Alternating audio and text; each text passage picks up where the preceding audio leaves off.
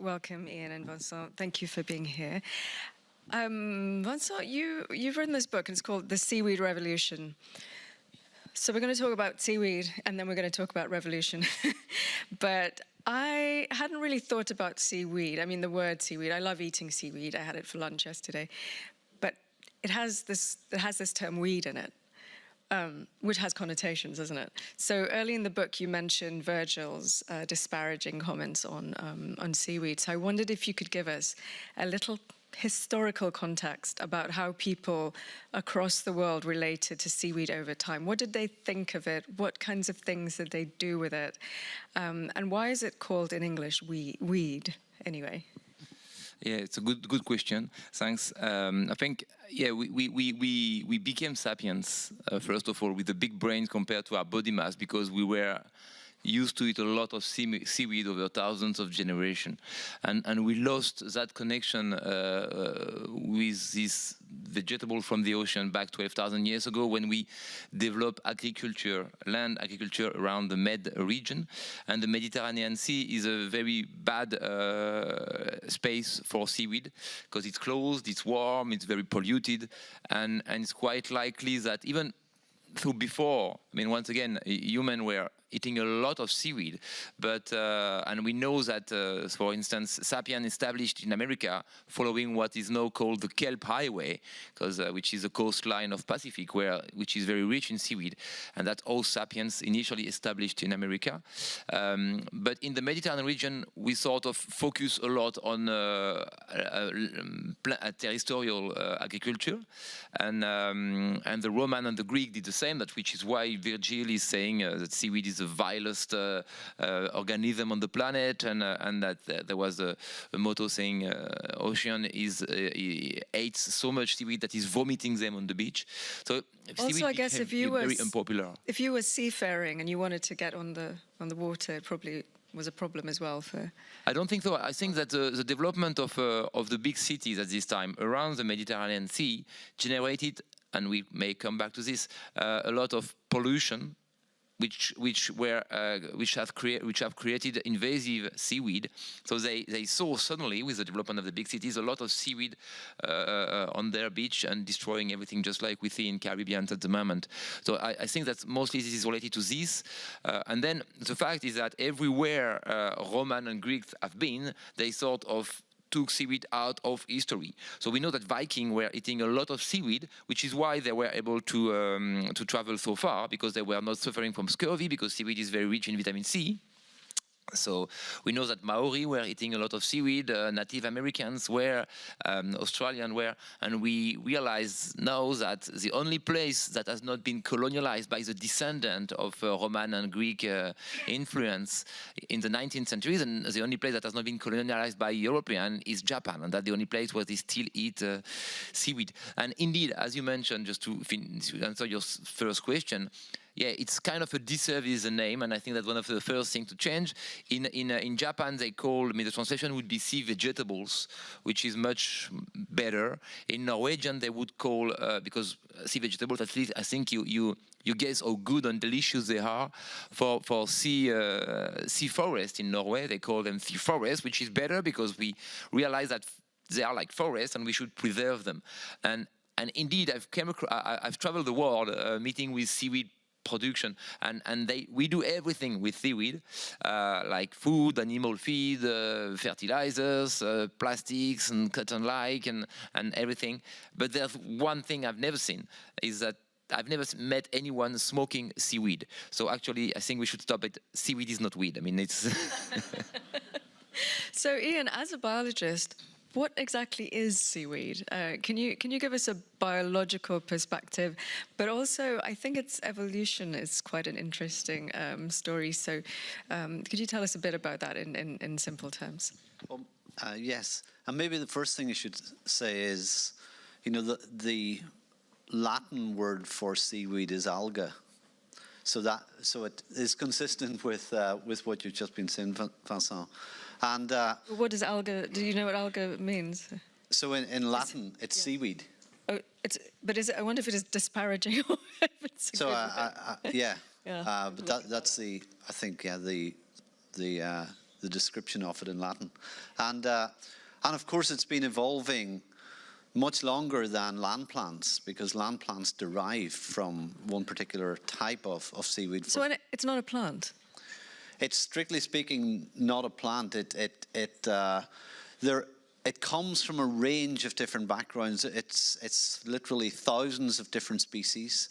There's been arguments for many years about how it has evolved, and as now with understanding DNA, we're much better at understanding all of these different species of seaweed. And so there's brown algae, red algae, green algae, and they're all coming from very broad bases. The land plants that we see today and we all rely on and for food and many other things have come from green algae, from the chlorophyceae. And but I think maybe an easy detail that you can remember as well, because we often talk about large seaweed that you see on the beaches. They are multicellular, so there's millions of cells in those. But the other really important type of algae that are in our oceans are single cell algae. And it's those single cell algae that have given rise to the carbon that's gone into the oceans and resulted in all of the fossil fuels that we now are digging up out of the ground. So in our oceans there are multicellular algae, which are the seaweeds that we know and love. And then the other really important thing that I hope we have a chance to talk about today, Vincent, is the single cell microalgae that are also really powerful and play a hugely important role in our climate and in our oceans. Yes, they are the sources, just to say a word about it. The microalgae are indeed very important. They are the sources of life on the planet, as displayed here, with bacteria. So that's everything started from there. Every year, you mentioned fossil fuel, every year we burn 1 million years of sedimented microalgae through our energy.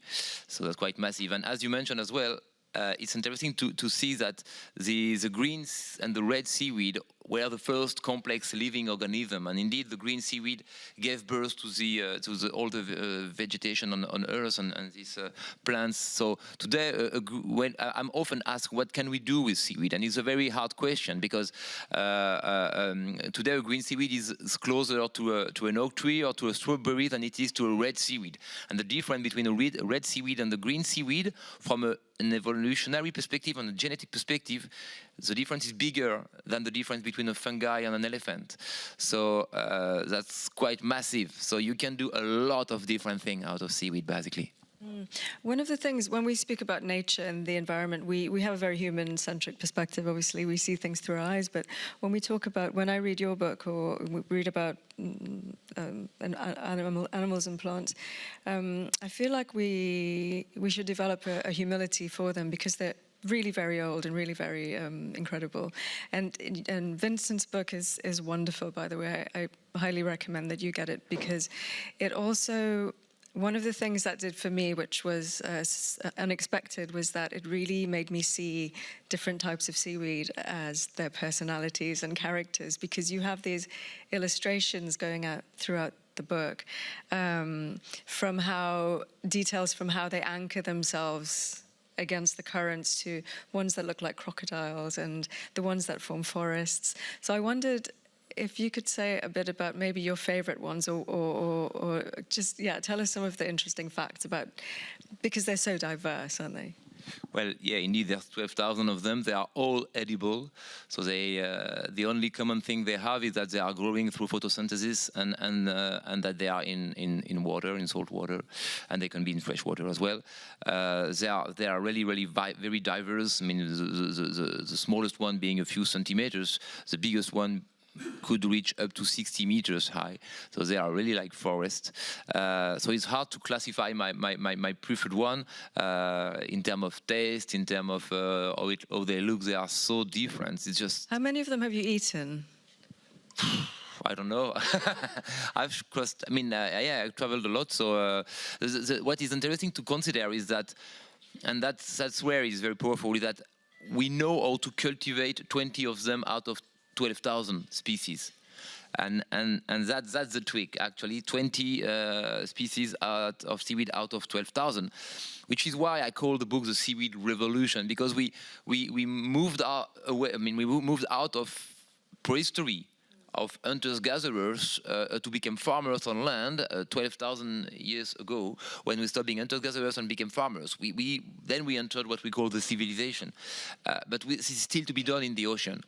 And my awakening call to seaweed was, I started my career in Africa, worked there, and saw the real face of world hunger somehow there. And then over 20 years, I worked in the food business, trying to find a solution. And I did not find any, and I realized that the world hunger kept growing somehow, with almost 1 billion people today, and we have the luxury to forget it today, but there's people dying from starvation every day on the planet. We have a fast growing population with 300,000 people in addition to feed every day on the planet. And we know that because of the modern diet and this strong demand for meat and so forth, we will have to produce in the next 50 years or so as much food as we ever produced over the last 10,000 years. And in the meantime, these food systems that we have built after the World War II are becoming the biggest contributor to climate change, water scarcity, soil depletion, biodiversity loss, and social injustice. So we have to find a new solution. And on land, there's nothing we can do. I mean, the yields are stable. The cities are growing bigger and bigger, so there's less and less arable land. So there's not much we can do, at least. But if you look at our planet, and by the way, we are Ocean Day today, so happy Ocean Day to everybody. So if you look at our planet, it's mostly blue. It's blue because it's full of oceans. 71% of the planet is covered by ocean. These 71% contribute to less than 2% of our food in calorie supply. So it's a bit crazy, I mean, this statement, because we have overexploited massively less than 1/3 of our planet to neglect completely the other 2/3, and which is why we have so much trouble today, I think, because not only for food, but ocean is critical for all the nutrient cycles in general, oxygen, water, nitrogen, and so forth. So it's time to reconnect to the ocean. And I think if we want to rebuild the ocean, you have to start with the lowest trophic level there. You don't rebuild your house starting with the roof. You start with the foundation first. And that's the same for our planet. I mean, if we want to rebuild the house, we have to start with the foundation. The foundation of life on the planet is microalgae and macroalgae. That's the only production of biomass that comes from the light, with a few on land, but that's much more massive in terms of biomass in the ocean. And that, once again, that's where everything started. So we have to start it from there. And just like we did a revolution back 12,000 years ago, we need to move from hunters-gatherers in the ocean to farmers in a regenerative way, building new type of farming, learning from some lessons that we had with GMO and monoculture and industrial farming. We should build something else, but that's a real revolution. Just like we had a green revolution 12,000 years ago, we should move to this seaweed revolution in order to repair the ocean instead of destroying them. So I was going to ask you about the Seaweed Manifesto. So there came a point where you said, this is the situation the world's in and something needs to be done about it, and this is a good basis for us to start. So is that what led you to write this book at that time? It came out last year, didn't it? Yeah, the Seaweed Manifesto, we decided with the UN to write a manifesto through a consensus of scientists and experts in seaweed, so that everyone agree on what is the statement, what is the potential, what are the hurdles, and one of the main hurdles to get that potential. Once again, the potential was clear. The potential was seaweed can be an excellent source of food to feed the planet in a very nutritious way. It's a nutritional bomb. Seaweed can be a great source of animal feed as well. They will boost immune system. They will increase animal welfare. They will cut methane emission by large. Some of the seaweeds, they can cut methane emission by 90% by ruminants. So long story short, if you give 40 grams, this is a small seaweed that you can see up there, Asparagopsis taxiformis, with a diver in between. If you couldn't grow them, if you can give 40 grams of this red seaweed to each and every cow on the planet, the impact on climate change will be equivalent to stop each and every car overnight. on the planet. So that's quite massive. So it's a source of animal food. It's a source of, and that may be the biggest potential, a source of replacement to fertilizers. It's a source of replacement to substitute to plastic. We'll come back to this, to cotton, to other unsustainable resources.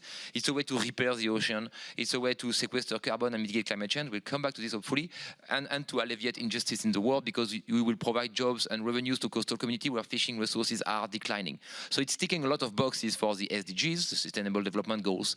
But in order to develop this, to make this seaweed revolution, there was a lot of hurdles. One of them was the lack of fragmentation, the lack of cooperation among stakeholders around the world. We have a big part of the world which is already very familiar to the seaweed revolution, which is North Asia, Japan, Korea, and China. They are cultivating, and here you see some seaweed farms. And if you look at China, they do have some big seaweed farms. That's not where we want to go necessarily, but that's industrial farming, and they know how to produce. But the rest of the world, we never knew how to produce seaweed. It's kind of strange that we don't try to use a resource that is very nutritious, that has so much benefit, and that does not need land, that does not need pesticide, is unlikely to fly or swim away, and guess what? You don't even need to water seaweed. So it's kind of cool. So we'll come back to those solutions shortly, but I want to talk about, you're saying it's kind of cyclic. Earlier you were talking about how one thing changes and then it has impact on the whole environment, and we don't always think about that because we take it in isolation. And the seaweed themselves are experiencing difficulties because of those effects of human activity and pollution. And you say, we go to a beach and we'd rather sit there on the beach or go swimming and the seaweed is there.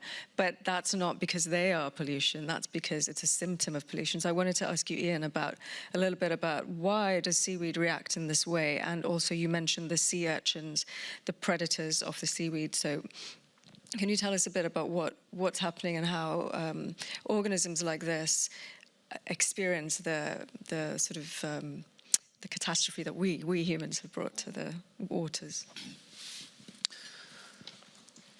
Well, ecosystems are fragile, and you can see that in your own environment and wherever you are in the world today. Temperature change is phenomenal, the long-term effects it has, and that's why everybody is taking it so seriously. And that's happening in the sea as well as on the land. And so temperature change is having profound effects already in the oceans and in freshwater lakes as well, I should say. The other thing is nutrients, because we are producing more nutrients now than ever before in the history of the planet. And we're doing that often by using the energy from fossil fuels. So farming itself is a massive pollutant. And, I know in the UK and probably all over the world, you have news reports almost every day now about what's happening with sewage treatment works, and all of that is ending up in our oceans. And as soon as you upset the balance of the ecosystem, then you see things like algal blooms. You get, in freshwater, you get algal blooms often from microalgae, from those single-celled algae, cyanobacteria. And the problem often, as well as algal blooms upsetting the ecosystem, they're often also toxic. And so we see that all over the world. And so that combination of, using up natural resources in an uncontrolled way, releasing lots of pollution into the seas and into the freshwater lake systems, it then has profound effects on the ecosystem. And you get these explosions with one species taking over. And often those species, and because algae, be they macroalgae or microalgae, are very, very efficient at competing for resources, they often outcompete other species, and they deplete the oxygen from the water, and so you get this runaway nightmare. Impact on other species as well. And that's where it's very important. And once again, that may be the most important point for seaweed, is that you have a way, if you domesticate somehow this organism, to mitigate what we are doing to the ocean. I'm often being told, well, look at the mess we did on the planet. I mean, you want to reproduce the same with the ocean, leave the ocean alone. But we don't leave the ocean alone right now. We dump all our waste into them, and they are suffering, and we have destroyed half of the biodiversity there. So I mean, the word sustainability for the ocean does not resonate to me. I mean, the sustainability is a 20th century word. We have to talk about regeneration. I mean, if someone is as an hospital in ICU under a very bad condition, you don't want to sustain him. You want to heal him, and that's the same with the ocean, I think. So forget about sustainability. And I think where seaweed is very strong is that you can use them to absorb this excess of nutrients and then move them back on land and create, which is the illustration that we have here. We are typically in a situation up there where you have all the livestock and pollution and sewage from human beings and so forth that are ending up in the ocean with no monitoring, with no control at all. And then it degrades everything. It ends up in invasive seaweed or pollution or in the deep ocean. In China, they have developed something which is far more clever. They have developed a way to recover these nutrients using seaweed. So typically in Europe, we dump 5.5 million tons of nitrogen every year in the ocean. This nitrogen is not only a pollution, but it's lost for millions of years until we can use it again. In China, they recover this nutrient. Seaweed does absorb nitrogen. They harvest the seaweed once a year because this is cultivation. They have moved into managing the ecosystem. So this seaweed absorbs the nitrogen. They move the nitrogen back on land, and they put the nitrogen back on soil, and then it feeds the plant. And they create something which is a circular economy for the agriculture. One very important point. Recently in The Guardian, there was an article about the future of phosphageddon that is coming, the lack of phosphate. I mean, phosphate, so far, most of it comes from Northern Africa. It's going to be more and more expensive, making our food more and more expensive, and in 20, 30 years, we may have a big lack of phosphate. In 5 years from now, China will be neutral in phosphate, using seaweed as a way to regenerate them and recover them on land. So they will be neutral in phosphate, and we, in 20 years from now, will have a phosphageddon because we will run out of phosphate. So that's kind of crazy. So let's make of seaweed a way to regenerate, and there's no pollution. It's just bioresources that we are not using. So if we use seaweed, we can really regenerate them and move them on land and reuse them on land. And one of the reasons the sea is so polluted is because everything we have on land we put there, and that includes clothing and that includes plastics. So I wanted to ask you about, we talked about the edible nature of seaweed, that all seaweed's edible, I guess, that they're not toxic. But you have also had fascinating chapters in your book that I hadn't thought about, of making textiles, but that people around the world have used seaweed traditionally even to make textiles. And I know you have some very interesting samples. Yeah, because here. you know, that we are, I mean, it's good to be a storyteller, but in order to change this world, we need a story doers as well. So I'm just going to talk about story doers. I mean, this is a foundation. It has just been released this week. So this is a seaweed T-shirt. So this T-shirt. Would you like me to model it for you? It's over to you. I mean, whatever you want. This T-shirt not only has beautiful drawings of seaweed there, but it's made partly from seaweed, which is very important because cotton, for instance, well, I mean, of course, fibers, synthetic fibers, they contribute to plastic pollution, but cotton, they represent 2% of the cultivated land, 2% only, but 25% of the pesticide and 10% of the herbicide. And for a T-shirt like this on land, you need 4,000 liters of water, according to the WWF. So that's massive in terms of environmental footprint. This does not need pesticide, does not need herbicide, does not need water. It's made of seaweed. So you can go on, because I think the initiative is great, on Ocean-Born Lifestyle, the website, and buy them, and all the profit will go to support seaweed domestication and seaweed science, Ocean-Born Lifestyle. And I have some other fantastic things to show you. This bag is made of seaweed here. So this, typically you have here a plastic made of seaweed. Thank you very much. So you see, it looks like a film. It's made out of seaweed.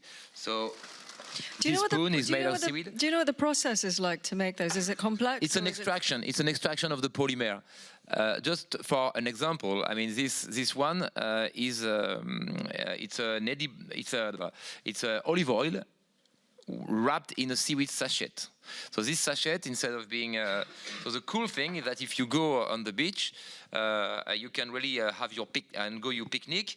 You pour all the olive oil into your salad, and then at the end of the day you can throw it away in the ocean because it's biodegradable, compostable, and even more than this, it is yeah.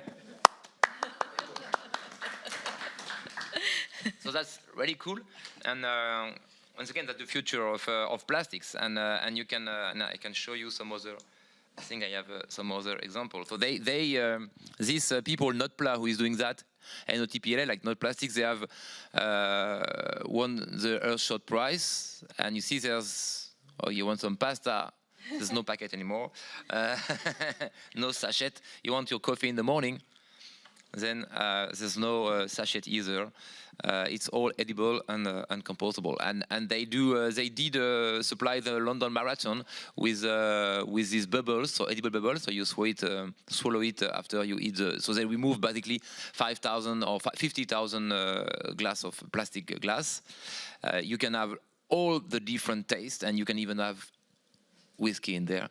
So it's kind of cool. That's wonderful. I mean, removing that, we have to get away from the plastics, don't we? So, I don't actually know how long we've got. I can't see a clock here at all. But I've got I've got a few more questions before I will open it up to the floor for questions.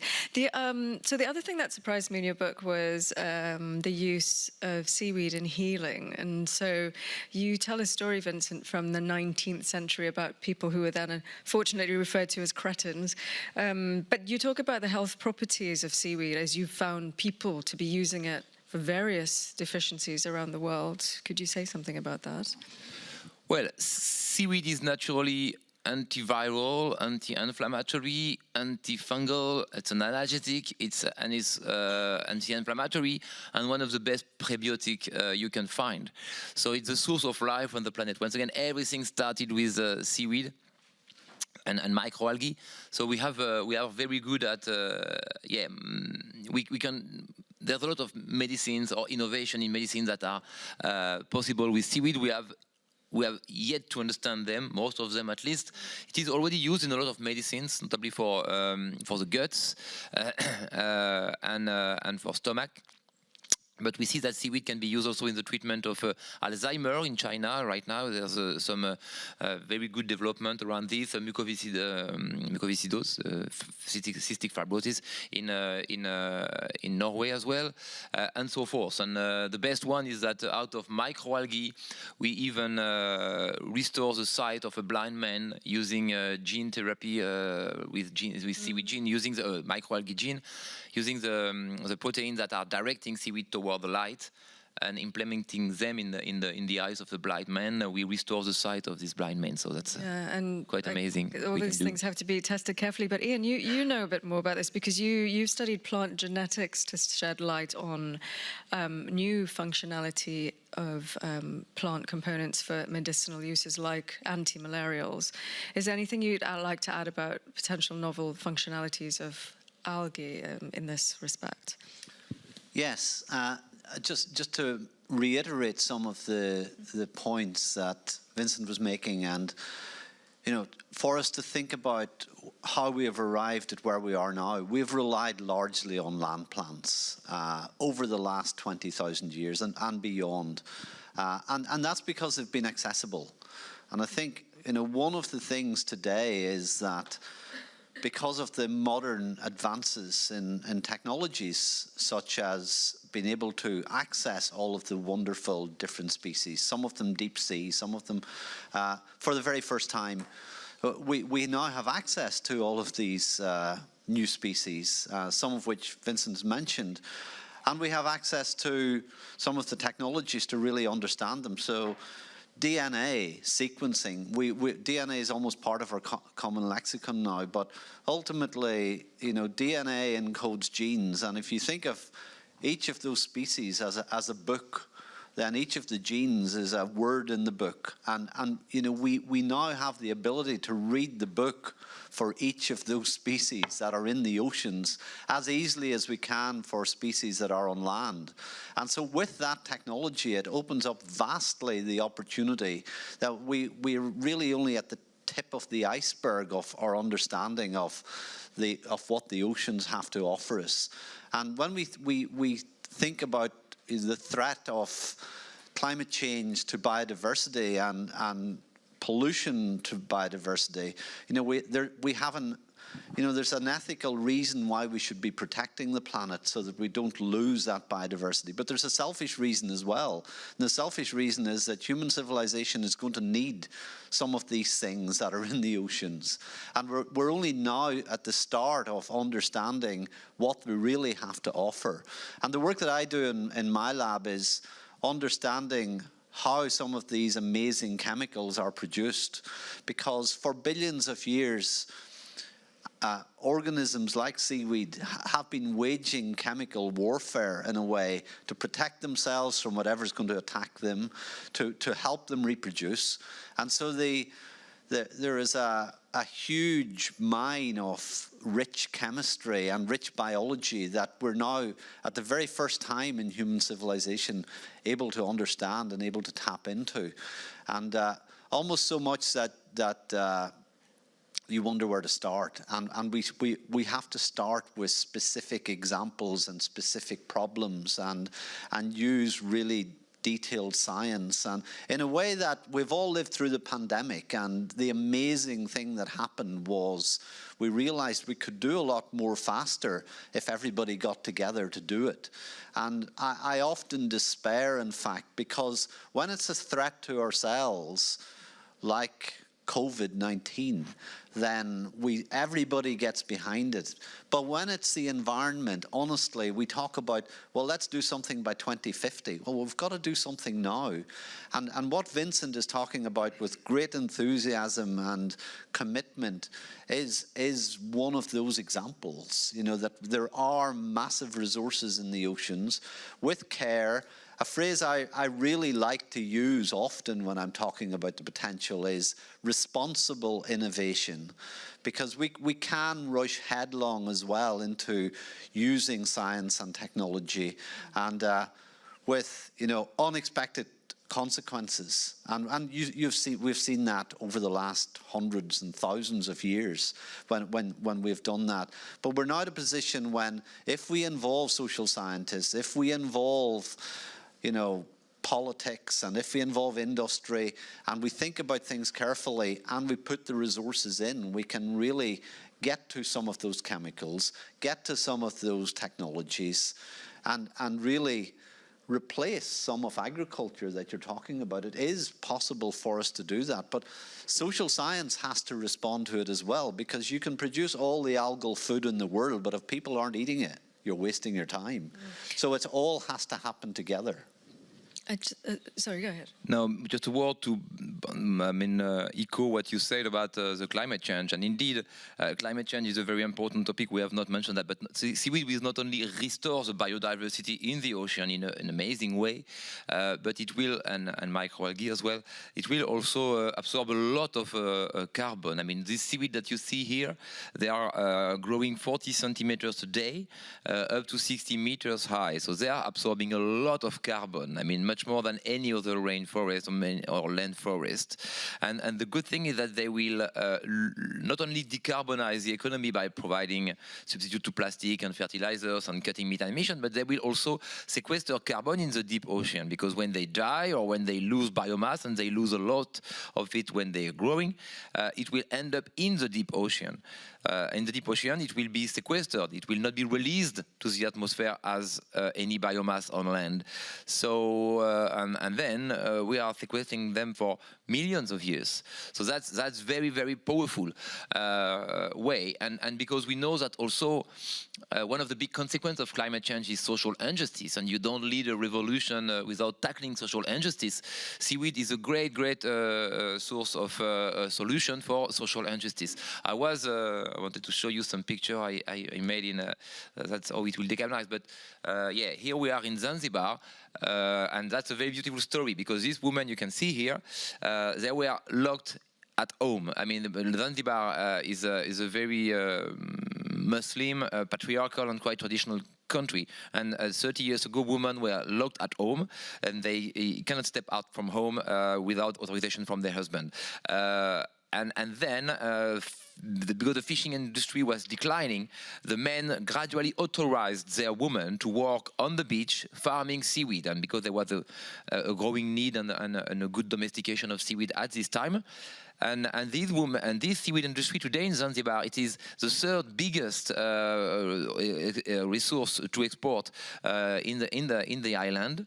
And more importantly, 80% of these massive revenues, they still go to women. And it has contributed to women empowerment, to gender equality here.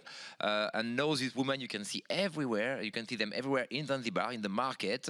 They have built some schools for their girls, and the girls there go to school. And now, even better, for a couple of years, the president of Tanzania, which includes Zanzibar, is a woman from Zanzibar. So this seaweed industry has drastically changed things in this part of the country, and I think that we see some kind of similar example in Indonesia, where family are taking care of seaweed, and it's really supporting the entire family. So that's why it's very powerful. We have a solution for climate change, we have a solution for biodiversity, we have a solution for pollution, we have a solution for social injustice, and that's why it is really, really a source of hope for the next generation. I think it's important because I mean, I'm the father of 2 kids, and I'm feeling very much upset and desperate to feed them with fears and drama. I think we should feed them with solution and hope, and that's our role. And now it's time to talk about solution and hope. And what's also very nice about this isn't a Western European-centric thing. It's all over the world, and therefore, if there are going to be local solutions, then you could see that it will come from different places. I have a couple more questions, but I wanted to ask you both. So the subtitle of your book, Vincent, asks also how seaweed can save the future, and you've talked a bit about some of this. But I wanted to ask you both, because Ian, you work on active research and development and alternatives for these fossil fuel products, like the plastics, for example. How far-reaching do you think the benefits can be by looking at seaweed or something like seaweed, or looking to nature to try and find solutions? To both of you. Yeah. First. Well, as I was indicating, I think there's huge potential.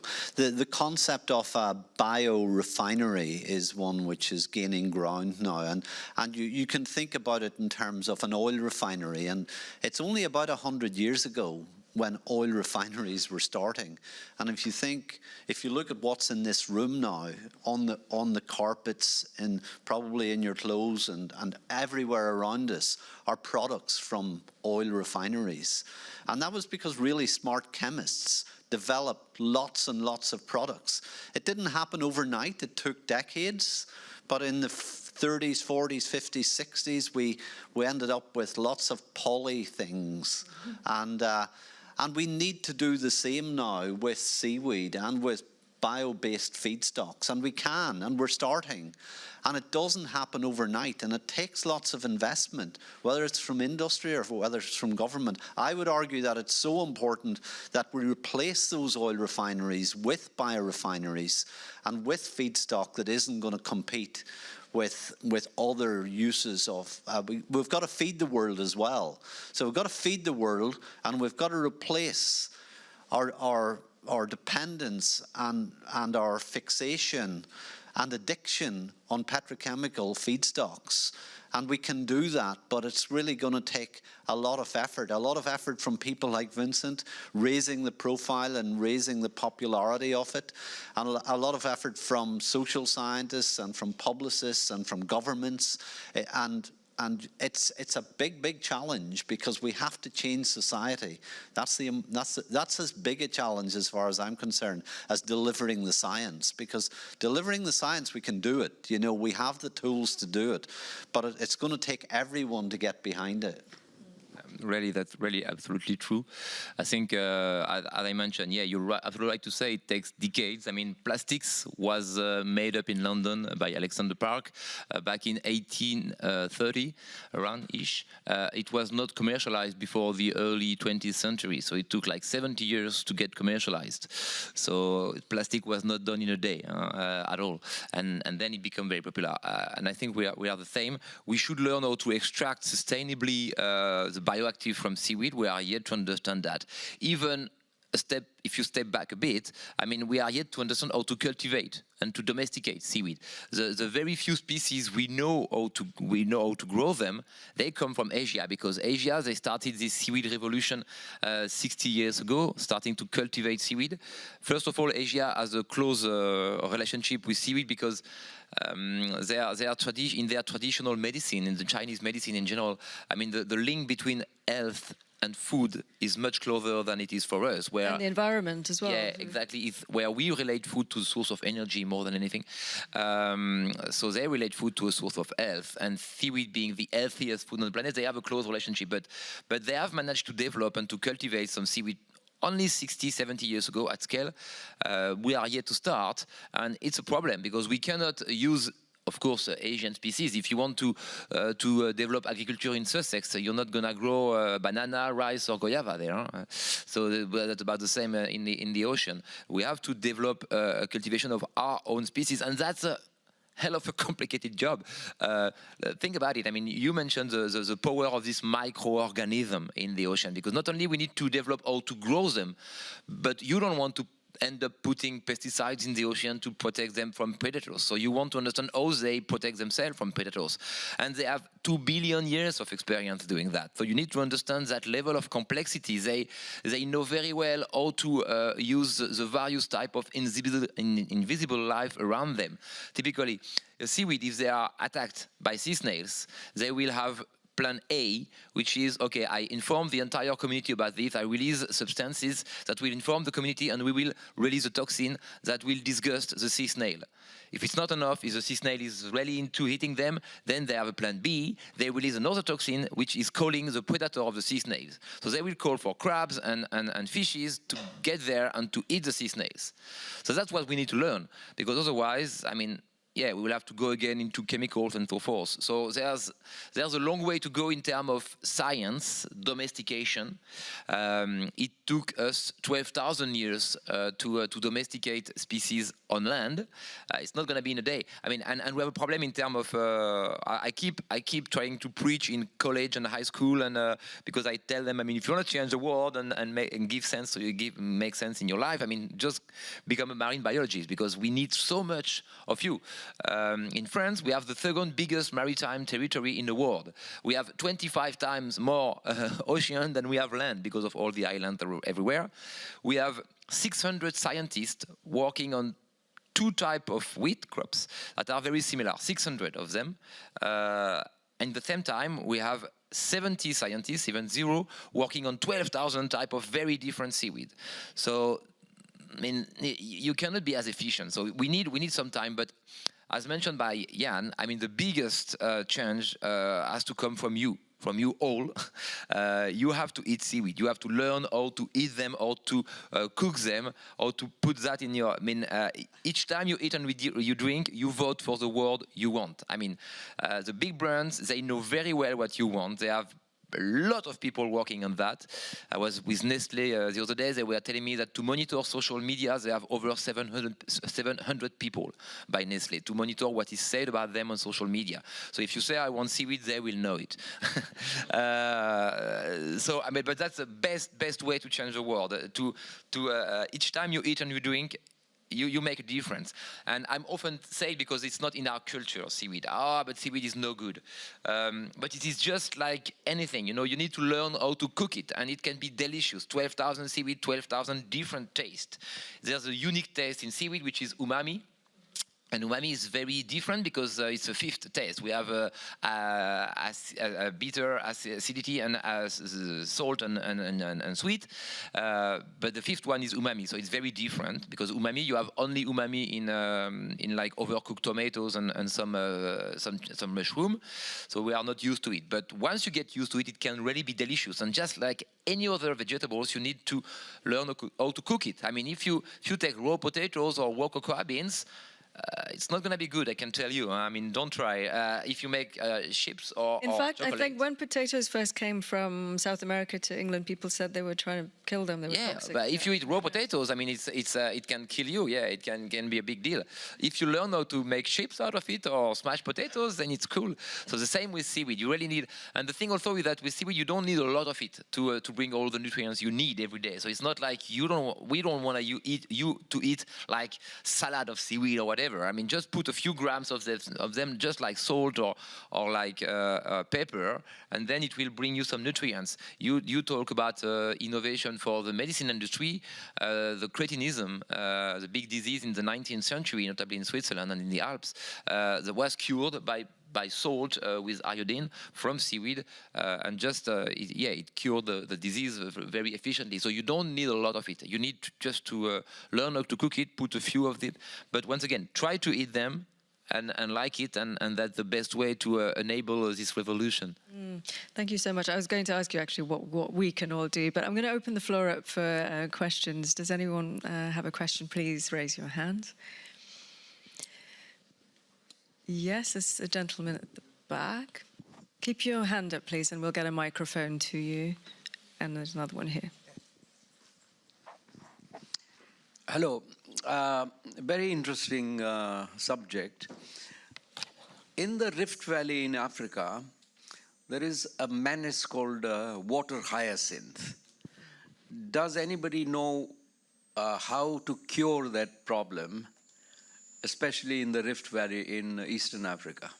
And we'll take one more question from here, and then... Can you raise your hand again, please, so there might... Yeah. Can you say again, the East Valley of Africa, they are the what? They were called water hyacinths. It's from eutrophication. Water hyacinth, these are plants which grow in the lakes, which inhibit fisheries and create a lot of problems for the indigenous people. And if I may just add to that, that was very informative. Thank you for that. Given that there are already some clear examples of how it can be used in practical life, where do you see the biggest challenges in terms of this becoming mainstream and adoption? Go ahead. The water hyacinths, I'm afraid I don't know about water hyacinths. I would imagine that there will be ways to control the growth, but it could involve some chemical interventions, as is often the case. No? It's from pollution from factories running into the water. But, you know, in Kenya and Lake Victoria, they're making baskets and things out of them. So, you know, people find ways, don't they? Mm-hmm. Yeah. And what was the second question again? The mainstream, sorry. So I think, as with agriculture, agriculture was enabled by the ability to reproduce and manage and breed and cross and do genetics. And that requires sexual reproduction. And of course, all algae can do it, but people, and managing that is still the big hurdle. Vincent referred to, it's only a very few brown algae that we can actually manage to get to reproduce, to get all of those individual sporophytes and plants that can that can then be seeded and to be used for reproduction. And that's basic biology research that needs to be done. And it hasn't been a sexy topic for decades. And there is some very basic biology as well as the really advanced biotechnology that we need to do. And we need to, if we don't do that, then the control of that scale up and reproduction is always going to be in the hands of companies that can do it. But we need to, I think the word that was used last night was democratize. We almost need easy enough technology that will democratize it for people to start growing seaweed around the world. And when I look at it, that's one of the main hurdles now, because we can only do some reasonably sensible things with brown algae. We can do very little with red algae. We can do very little with green algae. So there are basic things that need to be done, and I think that's one of the major things for scaling up. The other is, you know, the end users that want to adopt this and the NOTPLA type people, then we need to be able to guarantee supply to them. And often you get, you know, with any new product, you get a technology push on the one hand and then a product end user pull. And often those two things are not working sufficiently well enough. So there's all sorts of things like supply chain economics, and that's why the whole population needs to get engaged, that it's not just down to, you know, people pushing a technology. It has to come down to the whole supply chain. And yeah, and I think the best thing to do if you want to really engage change is to talk to the next generation, to the kids, which is why, by the way, I just released last month in France and hopefully soon in UK a book for kids, because the one we need to talk to are really the kids, to change the image they have and we have, and tell them that seaweed is not something smelly, slimy and unsexy. Seaweed is really cool. It is a lot of hope, and we want some hope. Of course, it's not about what we grow, but how you grow it. I mean, they can reproduce the same mistakes as we did on land with GMO monoculture and industrial farming, but at least it's a green land. I mean, it's a fresh avenue where they can build anything they want. I mean, if you want to change the farming of crops, I mean, it's very complex because there's a lot of resistance to change, there's a lot of lobbies, there's a lot of activities there of interest and things at stakes and so forth. There's nothing in the ocean, so you can start from scratch. Nothing will prevent you to do what you want to do, but you just have to build it the right way. So if they want to do the same mess as we did, they can, but they have an occasion to do something different and to build it from scratch. And I think that's the best we can wish for them, and that's something we need to deliver as a message, that once again, everything we did it out of land and out of oil. And oil, if you think about it, it's dead microalgae, dead seaweed, which has sedimented over thousands of generations. Now it's time to build everything we did, but out of not a dead resource, but a living resources. And that's what is about regeneration. That's what it's about circularity. We build things around living resources in a regenerative way. Well, I think we also develop them out of greed and a lack of equity. So what you're talking about, I love this last slide you've got here about hope. And that's all we have time for. But I don't know if you're around, Vincent, if people want to see your seaweed innovations, because you were both saying that plastics is not, it's about 100 years old, but you've already created prototypes. So, hopefully these he's got paper here, he's got what's the plastic, this is already commercialized, and you will find them in UK Stadium, for instance. It's a food packaging, and it's important because inside cardboard you normally have a plastic film to protect food. You don't know about it, but you have, with this seaweed made cardboard you don't, and this is trying to get commercialized. You can buy these things online and so forth. But once again, more generally, I think we need to move to this seaweed domestication. And the vision, I show some of my books here and my work with, we have set up the Global Seaweed Coalition, globalseaweedcoalition.org. You can all become member. The idea is to collaborate and partner all together. It's a free coalition. I mean, you can join for free. So we want the next generation to be the first one on this planet to feed the entire world population. For the first time ever, and while mitigating climate change, while restoring biodiversity and alleviating social injustice. And that's what we want to do, but we'll need all of you for that. So thank you in advance and welcome to the revolution.